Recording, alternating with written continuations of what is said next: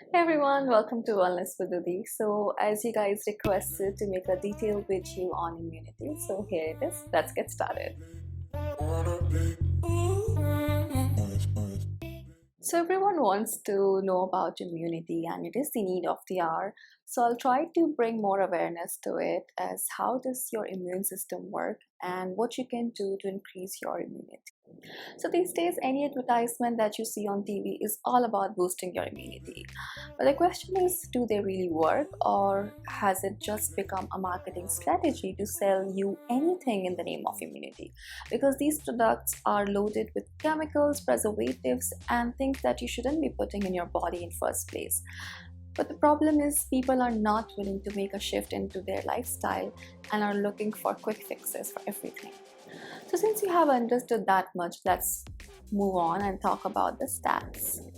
So the world's population is 7.8 billion and 33 million people have been affected by COVID and 1 million people have lost their lives. If we talk about India, the population is 1.38 billion and approximately 6 million people have been affected. 97,000 approximately have lost their lives, but 5 million approximately have recovered. So it's a good sign. So what does it show us? So as a country, we are far behind from countries like Japan and Spain because these people tend to have a healthier life and have a longer lifespan, which has many contributing factors such as their Mediterranean diet, which is high in fruits, vegetables, whole grains, healthy fats, physical activity, and also how fulfilling your relationships are. Because there is one more contributing factor. Because Spanish, they make time for siesta, and siesta is a break that people take from their work to spend quality time with their family for a few hours, and majority of the restaurants, shops, bars remain closed for a few hours during the day. But there are things which might be working in our favor too, and one major contributor is our food habits and our practices of Indian ancient wisdom, where we have been using our spices, especially turmeric, which is high in curcumin and which is now being studied and proven to fight diseases, and it has anti-inflammatory and antibacterial properties.